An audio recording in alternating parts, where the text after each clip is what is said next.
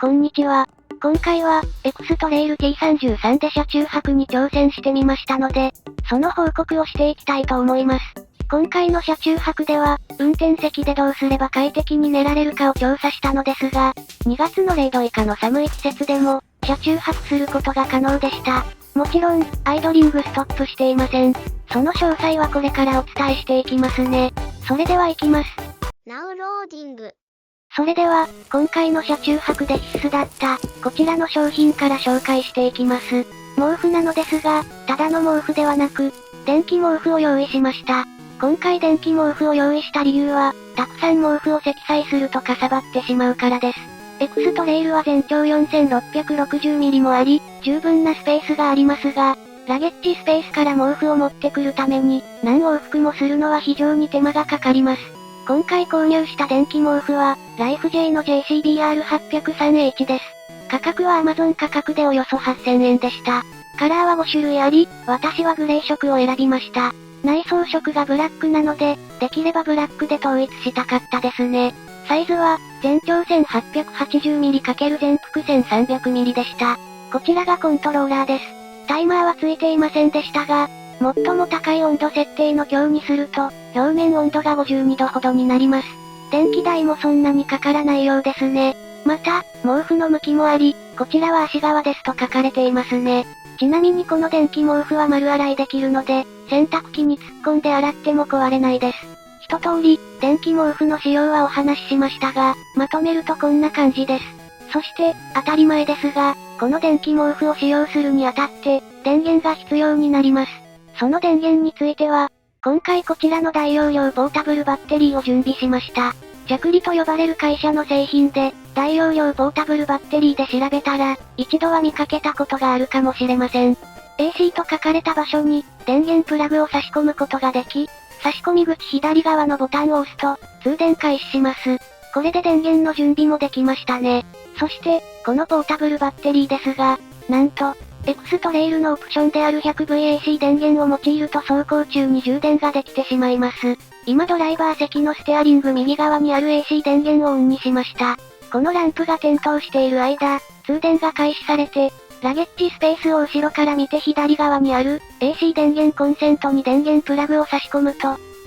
先ほど後席に置いていたポータブルバッテリーに通電して、充電が開始されます。モニターのインプットを見てみると、61W の電力が供給されていることがわかりました。つまり、もしお出かけ前に、ポータブルバッテリーの充電をし忘れても、バッテリー残量を増やすことができ、使いやすいなぁと感じました。実際、何度か車中泊をしましたが、忙しくてポータブルバッテリーに充電し忘れて出かけることが何度かあったので、この AC 電源には、実は何度か助けられています。それでは、電気毛布の電源を入れて、強にするとどのくらい電力消費するのでしょうか。先ほど紹介したマニュアルを見てみると、強で約 50W でしたが、実際はどうなのでしょうか。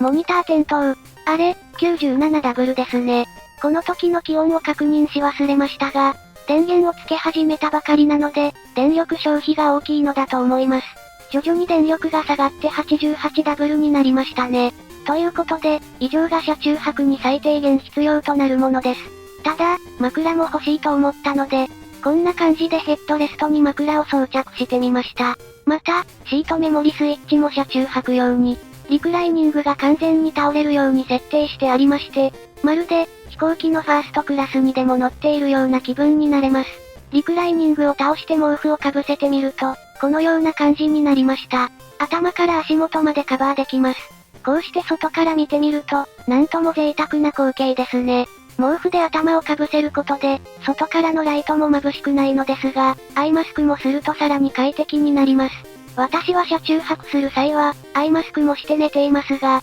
特に早朝の日差しも気にならないのはいいですね。電気毛布の配線がちょっと余裕がなくて、コントローラーをお腹のあたりに持ってこないと温度調整しにくくなるので、必要な方は延長ケーブルも用意してみてください。私はこれでも満足です。しかし、いくつか気になることもあり、まず、この AC 電源ですが、メモリ機能がついていないため、コンビニ休憩などで、一度イグニッションをオフにすると、イグニッションをオンにした時に、自動的に AC 電源もオンにならず、もう一度、AC 電源ボタンをオンにする必要があります。そのことに気がつかず、AC 電源をオフにしたまま走行してしまったことも何度かありました。ぜひ AC 電源にもメモリ機能を付与してほしいですね。また、電気毛布1枚だけだと熱が逃げやすいので、できれば電気毛布の上にもう1枚断熱材として、通常毛布をかぶせられるとよりエコですね。電気毛布1枚だけでも、6時間は今日のまま使い続けることができるので、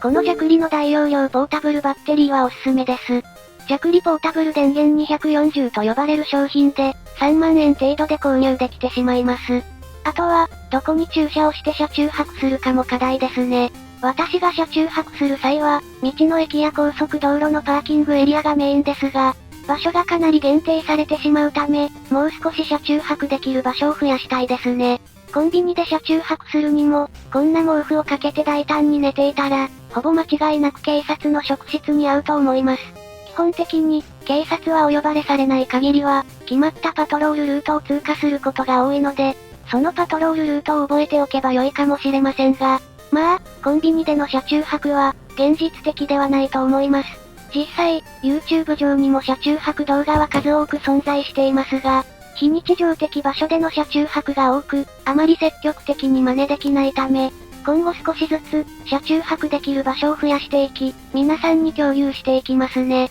次回は、ラゲッジスペースも完全に開放して寝てみます。そんな感じで今回は以上です。それではまた。